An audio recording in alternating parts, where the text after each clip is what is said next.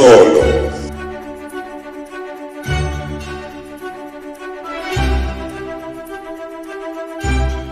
Yo, salut à tous et bienvenue dans cette petite vidéo qui va être consacrée ce soir à Beau is Afraid de Ari Aster. Alors, Ari Aster, c'est un cinéaste que j'aime bien parce qu'il nous avait pondu, si vous suivez la chaîne depuis le début, Hereditary. On a fait une critique, on a fait une analyse avec Bastien à l'époque en 3 parties. Donc, je vous remettrai les liens en description si vous l'avez loupé à l'époque. Et c'était un film d'horreur qui parlait de plusieurs choses, du deuil évidemment, mais notamment des rapports très conflictuels entre mère et fils.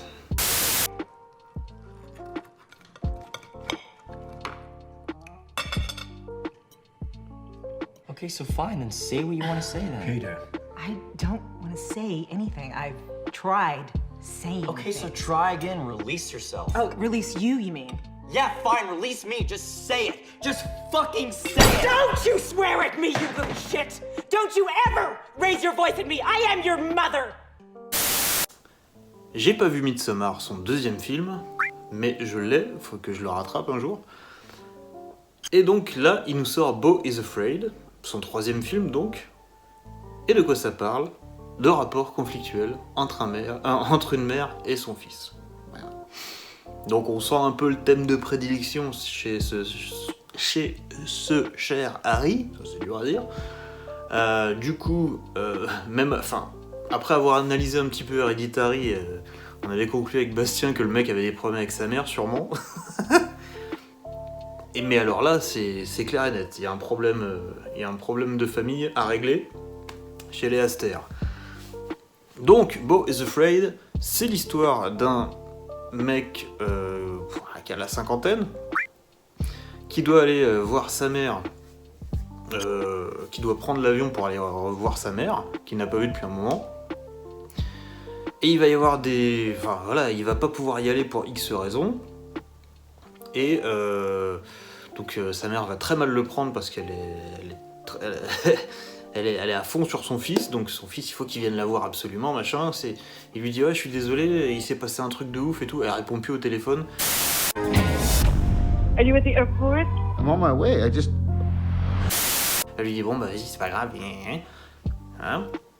Et donc du coup lui non mais je vais venir, je vais me débrouiller, hein. Et au final il va se retrouver dans un truc de fou. De toute façon, vous avez vu le film si vous regardez la critique, donc vous savez ce qui se passe. Et le lendemain, il apprend que sa mère est décédée et qu'il doit se rendre à son enterrement pour donner une raison funèbre. Et du coup, tout le film va être ce périple vers la maison de sa défunte mère. Sincèrement, alors le film est un peu long, il fait 3 heures, mais ça reste un film quand même super intéressant à analyser. Bon alors, je vais pas vous faire j'ai tout saisi, parce que loin de là.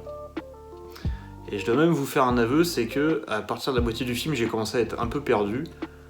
Je voyais des symboliques, je me suis dit ok, d'accord, ok, j'avais du mal à les remettre dans l'ordre. Et à la fin du film, à un moment, j'ai décroché. Je me suis dit, attends, mais je comprends absolument plus rien à ce qu'on me raconte. Bah, je suis peut-être un abruti, sûrement même.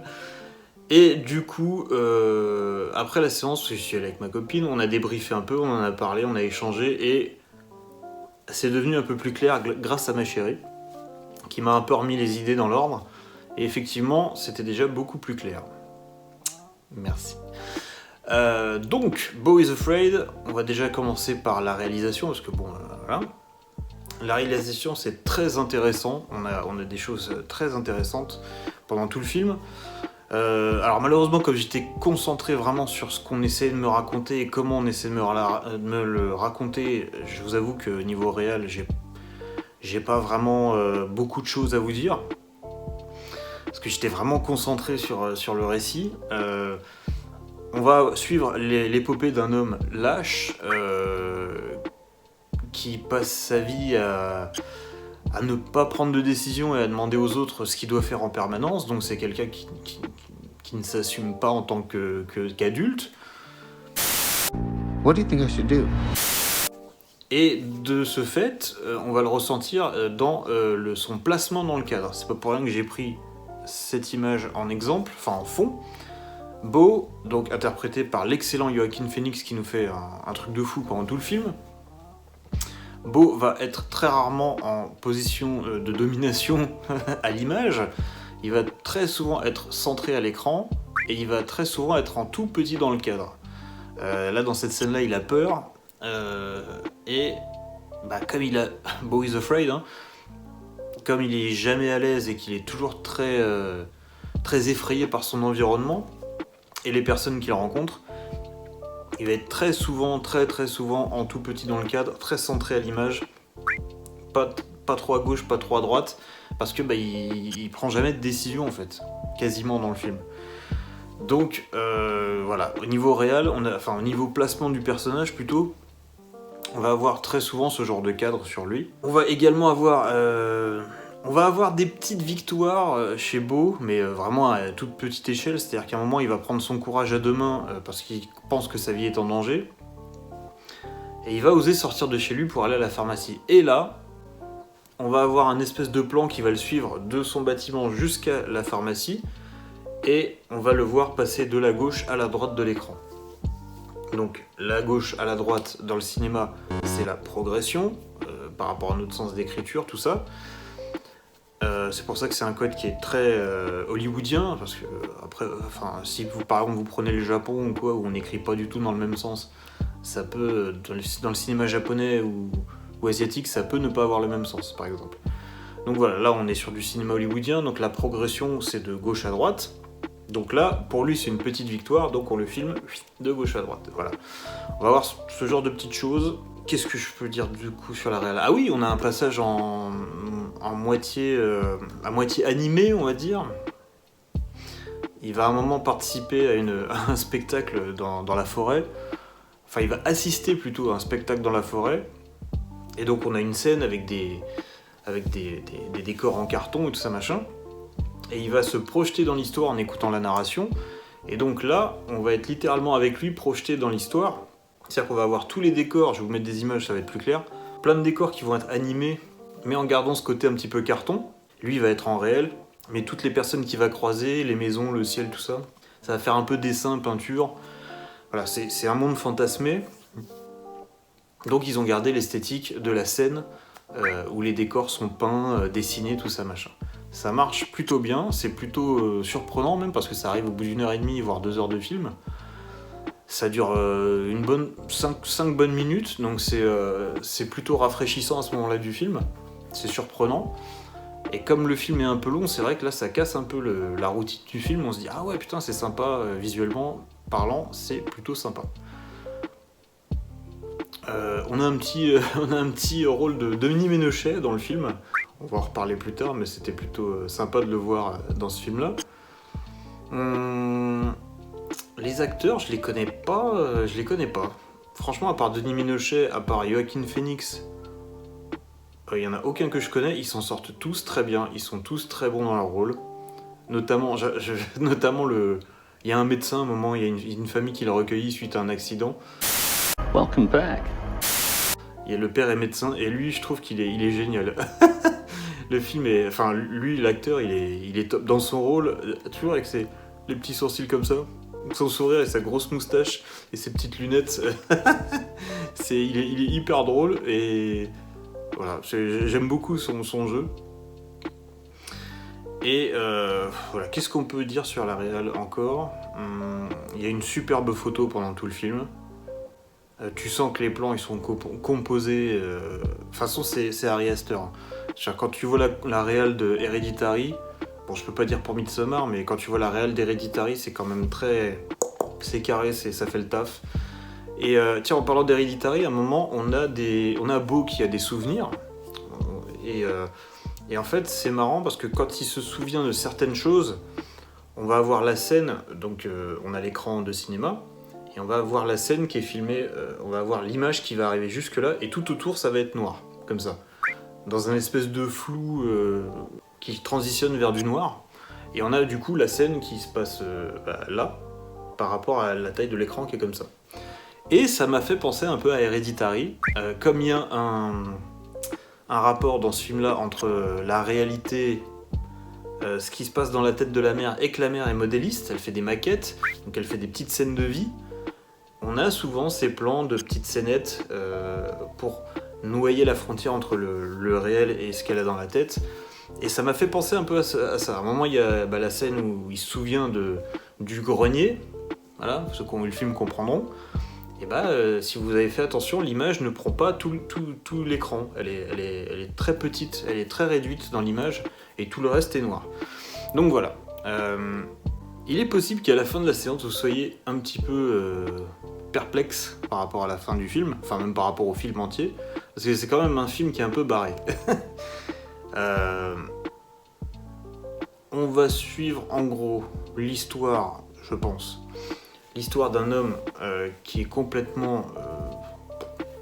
qui nie sa vie, carrément. Il vit pas la vie qu'il devrait avoir, par manque de courage. Ce manque de courage dans le film est dû au fait qu'il a une mère castratrice et qui a complètement une emprise sur sa vie de A à Z depuis son enfance jusqu'à l'âge adulte, à ses 50 ans. Il fait rien sans la vie de sa mère, il fait tout par rapport à sa mère, et même quand elle est morte, il doit se dépêcher d'aller faire l'oraison funèbre. Malgré tous les problèmes qu'il rencontre, le seul truc qui doit être fait, c'est par rapport à sa mère. Donc, Beau, c'est vraiment l'archétype du personnage pathétique, parce que, comme je l'ai dit, il ne prend quasiment aucune décision de lui-même. Il en a jamais pris, parce que tout est en rapport à sa mère. Et c'est pour ça que je dis que ce cher Ari Aster a des problèmes à gérer je pense, avec sa mère. Parce que, avec Hereditary plus ce film, plus toutes les relations que Beau a avec les femmes en général dans ce film-là, forcément, les relations avec les femmes sont biaisées à cause de sa mère, parce que sa mère lui fait croire depuis enfant que son père est mort en le concevant, c'est-à-dire qu'au moment où il a joui, il a eu un souffle au cœur et il est mort sur sa mère. Et elle lui dit, tu l'as hérité de lui. Ah tiens, hérédité, c'est marrant. Donc voilà, tu l'as hérité de ton père, et donc en fait, il a une peur phobique des femmes et de l'attachement à la femme. En partie déjà à cause de sa mère, puis aussi par rapport à ça. Donc en fait, il t'apprend pendant le film qu'il a jamais touché une femme de sa vie. Ou un homme, hein. Mais là il y a un rapport direct avec la femme, donc forcément il est hétérosexuel. Mais il n'a jamais eu de rapport sexuel de sa vie. D'ailleurs, il y a un sketch là-dessus pendant qui est récurrent dans le film, par rapport à la taille de ses testicules. Évidemment, comme il se retient depuis 50 piges, il a des couilles énormes. Voilà. Donc ça c'était la petite partie rigolote, mais le film est loin d'être... Alors il y a de l'humour noir, évidemment. Enfin évidemment, il y a de l'humour noir, et c'est plutôt un bon point. Mais c'est quand même des sujets qui sont assez sérieux, et voilà. On va avoir... Donc ouais, tout son rapport avec les femmes, c'est compliqué. Il va avoir cette promesse qu'il a fait à sa copine de vacances quand ils avaient 12 ans. Elle lui a dit « Tu m'attendras, promets-moi que tu m'attendras ».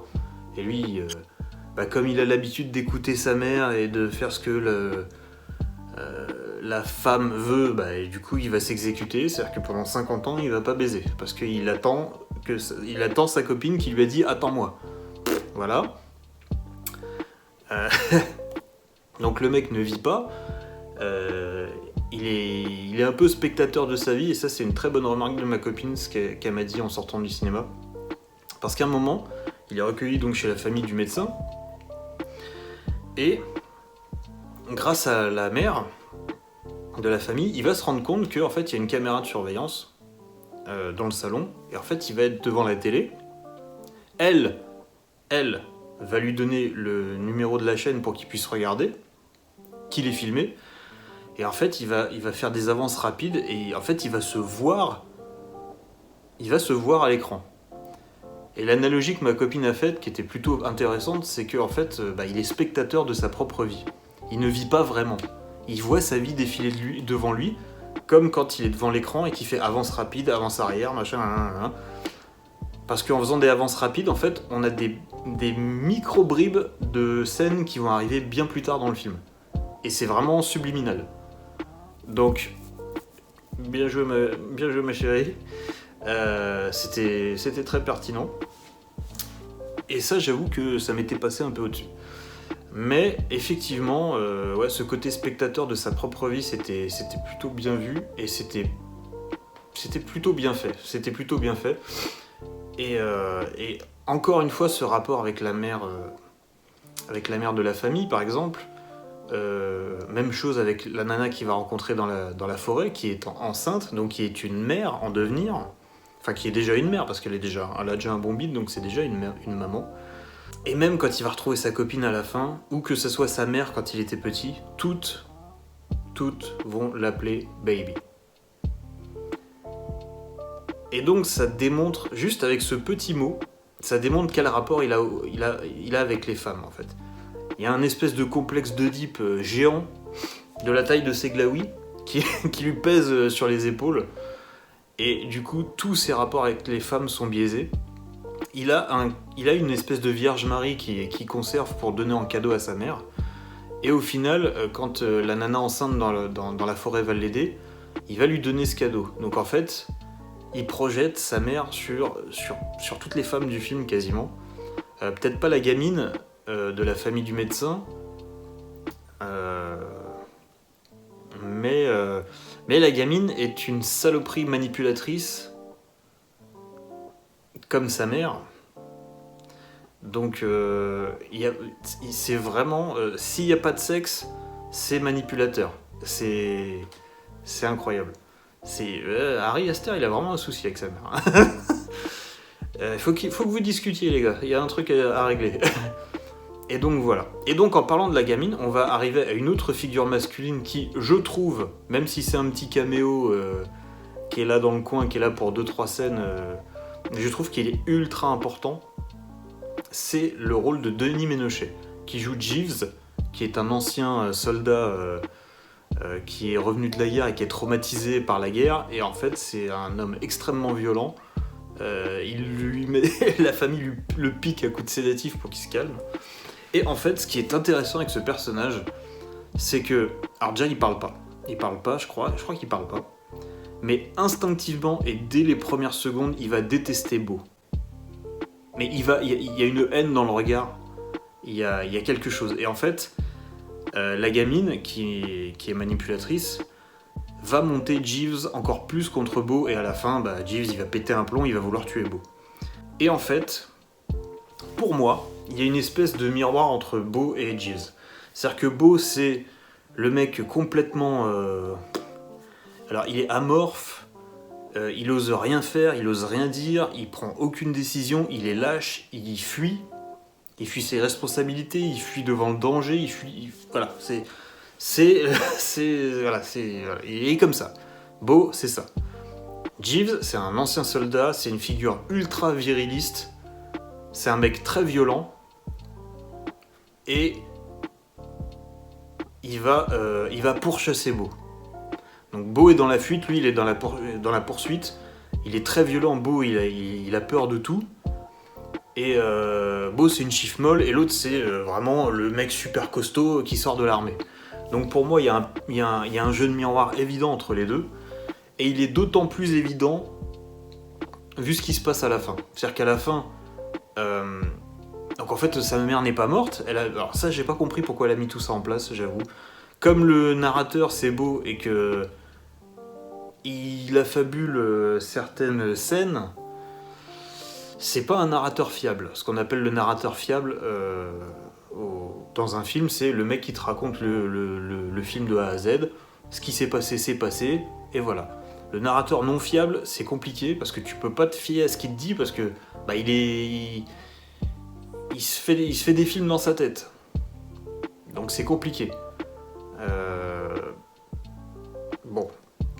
qu'est-ce que je disais par rapport à Jeeves? Ah oui, et donc sa mère n'est finalement pas morte, et elle va lui révéler, enfin, il a rencontré son père dans la forêt alors qu'elle lui disait qu'il était mort depuis des années, et en fait, donc elle lui dit, il lui dit mais pourquoi tu m'as jamais dit la vérité? Elle dit tu veux savoir la vérité? Eh ben vas-y viens.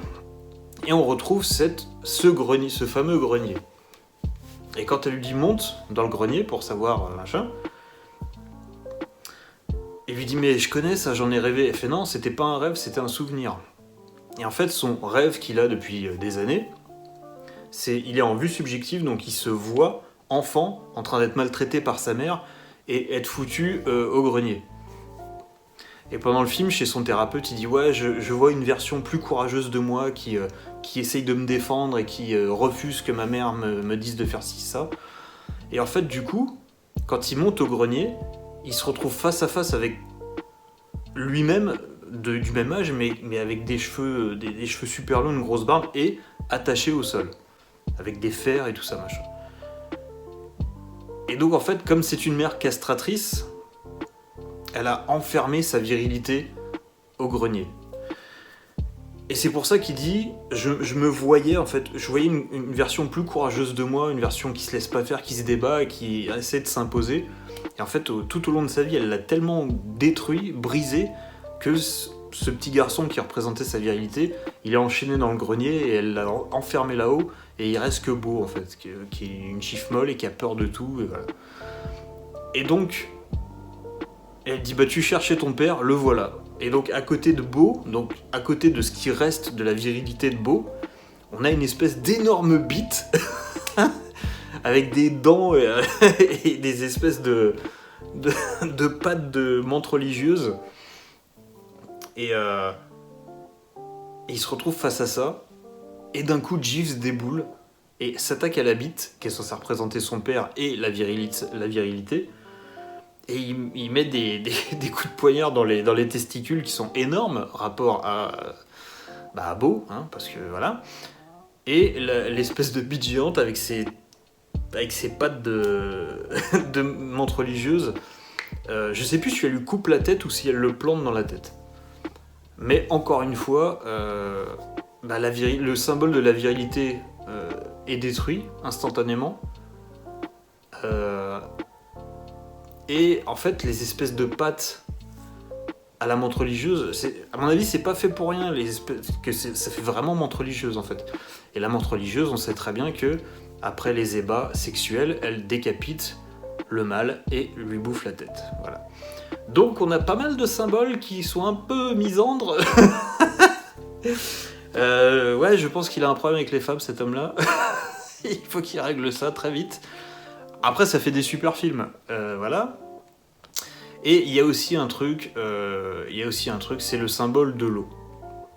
Alors l'eau, il y a deux choses. L'eau, si c'est mis en rapport avec la féminité, ça représente la sexualité. C'est pour ça que, notamment dans les films de Sofia Coppola ou d'autres dans ce genre-là, quand on a des scènes de masturbation féminine, elles sont souvent dans leur bain, pas dans la douche, dans leur bain, c'est-à-dire qu'elles sont recouvertes d'eau. Hein. Il y a un côté, humide, sensuel, tout ça. Voilà, l'eau par rapport à la femme, ça représente en général la sexualité. Là, on n'est pas là-dessus parce que c'est Beau qui se retrouve souvent dans son bain. Et à la fin, il y a cette espèce de tribunal géant sur un espèce de lac où en fait on revoit sa figure maternelle avec son avocat qui lui hurle dessus. Et ce qui est drôle, c'est que son avocat, lui, il est de l'autre côté de l'auditorium. Il est filmé en tout petit et on entend à peine ce qu'il dit. Et au bout d'une minute ou deux, il y a carrément des mecs qui viennent le choper, l'avocat, pour le sortir carrément. C'est-à-dire que il arrive même pas à se défendre. Même il se retrouve dans ce tribunal qui est dans sa tête parce qu'il a tué sa mère au final.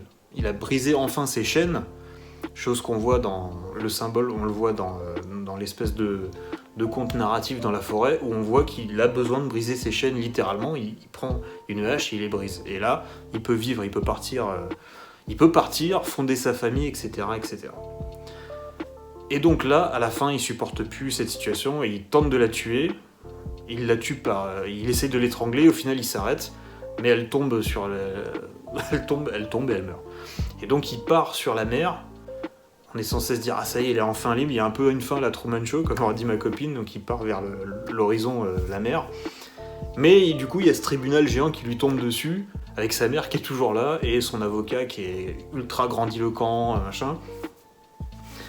Et son avocat à lui, c'est un petit mec dans le fond, on le voit quasiment pas, on voit même pas son visage, je crois, on entend à peine ce qu'il dit, et au bout de 2 minutes, il y a la sécurité qui l'emmène. Et donc il n'y a plus personne pour défendre Beau, il a plus de voix à ce moment-là, plus personne pour le représenter, donc il a même pas le courage ni la force de se défendre, parce qu'il est rongé par la culpabilité, et au final, il est tellement rongé par la culpabilité et la tristesse qu'il finit par se noyer.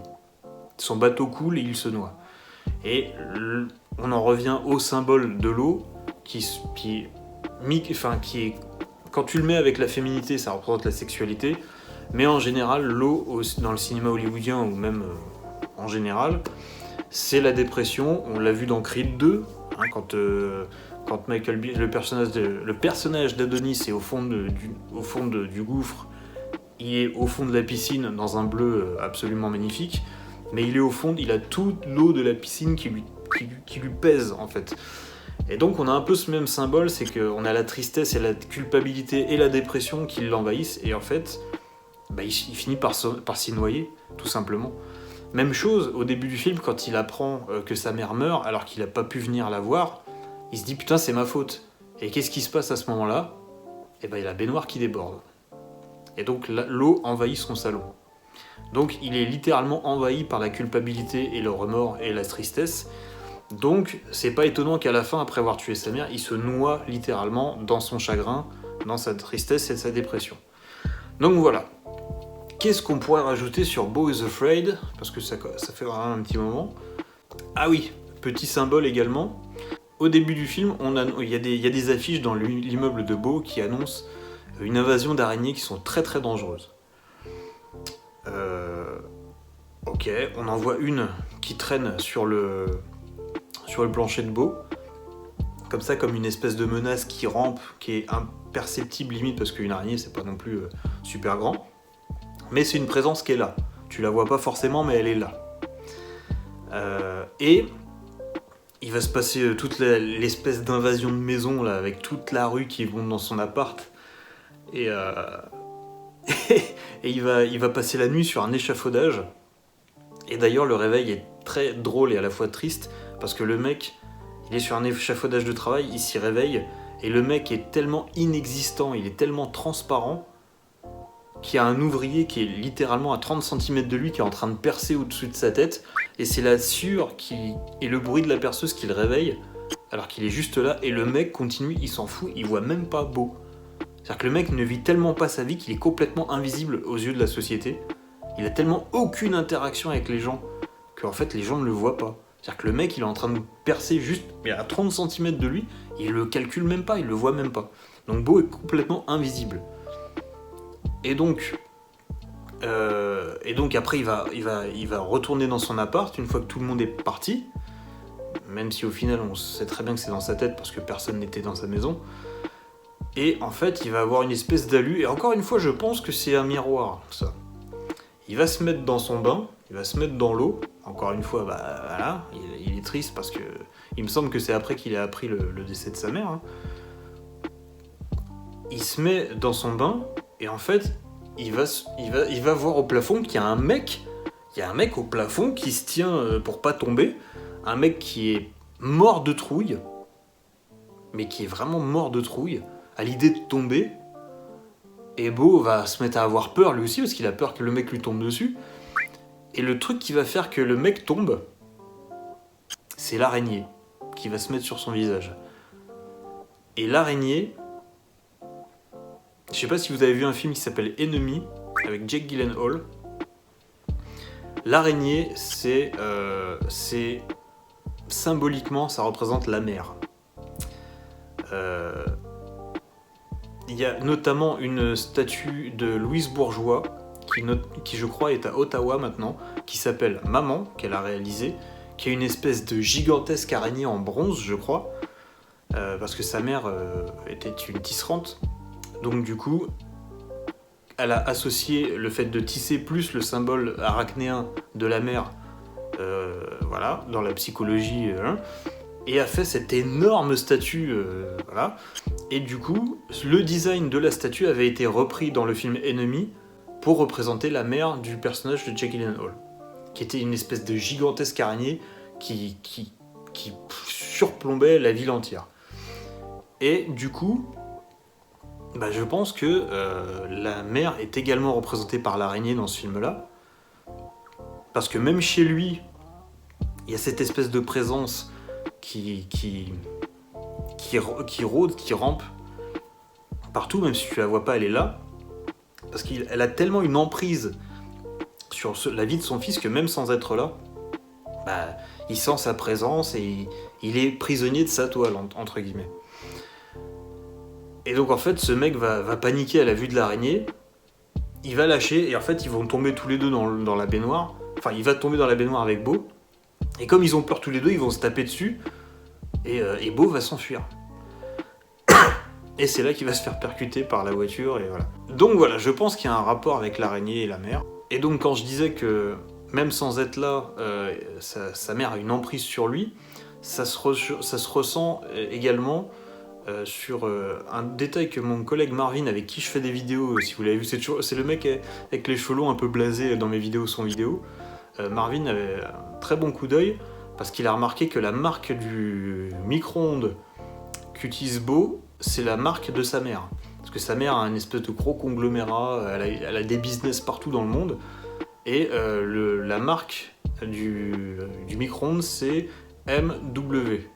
Donc c'est les initiales de sa mère. En fait, je sais plus comment elle s'appelle, mais c'est les initiales de sa mère. Et donc du coup, voilà, enfin, il y a cette espèce de présence arachnéenne qui représente la mère qui est dans son salon.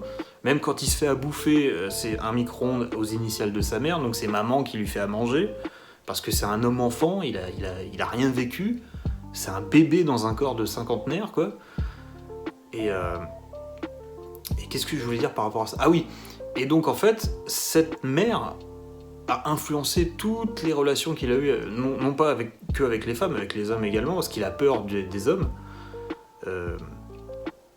Et du coup, on le voit à la fin, quand il arrive chez elle, chez sa mère, il y a un espèce de portrait de sa mère, et en fait, quand il se rapproche, on se rend compte que c'est plein de petites photos qui forment le portrait de sa mère. Et quand on regarde dans les photos, il y a tous les personnages qu'il a rencontrés pendant le film. Il y a le docteur, sa femme, il y a sa copine avec qui il va baiser et qui va mourir après le sexe. Alors qu'on croyait que c'était lui qui allait mourir, au final c'est elle. Ça, j'avoue, j'ai pas compris. Si vous avez compris, expliquez-moi dans les commentaires pourquoi il l'a vraiment baisé, elle. Enfin, il l'a vraiment fait l'amour avec sa copine qui l'attend depuis 40 ans, là. Est-ce que c'est vraiment elle ? Est-ce que ça s'est vraiment passé ? Parce que sa mère après lui dit ouais, je vous ai vu et tout dans ma chambre et tout, en plus dans le lit de la mère. Dans le lit de la mère. Et en plus, après qu'il soit recueilli sur son cercueil, parce qu'il croit encore qu'elle est morte à ce moment-là. Donc en fait, ça y est, il était enfin libéré de l'emprise de sa mère et il était enfin prêt à passer à autre chose, à vivre sa sexualité pleinement, vu qu'il a couché avec une femme pour la première fois après la mort de sa mère. Mais du coup, est-ce que c'est la culpabilité qui fait qu'en fait il voit toujours sa mère là ? Je sais pas. Ça m'intéresserait de le savoir. Si vous avez une idée là-dessus, ça m'intéresserait de le savoir. Parce que du coup, quand il la tue, est-ce que c'est seulement symbolique ? Ou est-ce que vraiment il la tue ? Parce qu'elle justifie le fait que, soi-disant, elle a mis en scène sa mort avec sa bonne... la nana qui s'occupe de l'entretien chez elle. Mais ça me paraît chelou quand même comme justification. Donc est-ce que c'est juste symbolique ? Est-ce que c'est lui qui continue à la voir, même si elle est morte ? Et qu'après, comme il a besoin de la tuer dans sa tête pour passer vraiment à autre chose. Parce que sinon, il s'en débarrassera pas. Donc est-ce que quand lui il l'étrangle, c'est dans sa tête encore ? Voilà, c'est ça en fait, le truc du narrateur non fiable, c'est qu'on ne peut que spéculer. Surtout sur un premier visionnage, c'est compliqué d'avoir tous les éléments. Moi je sais que par exemple Hereditary, j'ai dû le regarder plusieurs fois pour bien comprendre tout ce qui se passait. Enfin et encore, je pense qu'il y a des trucs qui m'ont échappé, mais les grandes lignes je les ai. Là c'est plus compliqué là. Là les symboles sont plus poussés, sont un petit peu plus... en filigrane. Donc voilà. Donc, bref, voilà, c'est un film super intéressant, vous voyez, à creuser. Il y a plein de symboliques et plein de petits trucs comme ça. Des effets miroirs, tout ça, moi j'ai beaucoup aimé. Peut-être un peu long, à l'image de cette vidéo. Mais il y a beaucoup de choses à dire, et encore, franchement, je pense que j'ai effleuré que la surface. Voilà. Donc je regarde une dernière fois si j'ai pas oublié des trucs. Ah oui, juste un petit truc que j'avais oublié par rapport au miroir entre Beau et Jeeves, donc Denis Ménochet. Quand on comprend que la virilité de Beau est enfermée au grenier, je me suis souvenu que Jeeves, qui représente cette virilité en opposition à Beau, est enfermé dans un mobil-home pendant tout le film. Il vit dans un mobil-home, il est enfermé dedans, et donc c'est pour ça, je pense vraiment qu'il y a une opposition entre les deux. Enfin, pour moi, ça me semble évident. Donc voilà, on va terminer là-dessus. Je suis très très curieux de savoir ce que vous avez pensé du film. Ça m'intéresse énormément. Faites-moi un retour, dites-moi ce que vous en avez pensé. Dites-moi pour vous, qu'est-ce que veut dire le film, de quoi il traite. Non, on sait de quoi il traite, mais de comment il le traite. Est-ce que pour vous, vous avez vu les mêmes choses que moi ? Est-ce que je me suis planté peut-être ? Ce qui est complètement possible. Est-ce que vous avez vu autre chose complètement ? Est-ce qu'il y a des choses qui m'ont échappé ? Faites-vous plaisir. Moi, je prends. Je prends. Donnez-moi. Il n'y a pas de problème. Parce que c'est un film qui vaut la peine d'être analysé plus en profondeur. Donc, je le reverrai, évidemment. Et puis voilà. Donc, j'espère que cette petite vidéo vous a plu. Et puis, on se retrouve bientôt pour une prochaine vidéo. Ciao.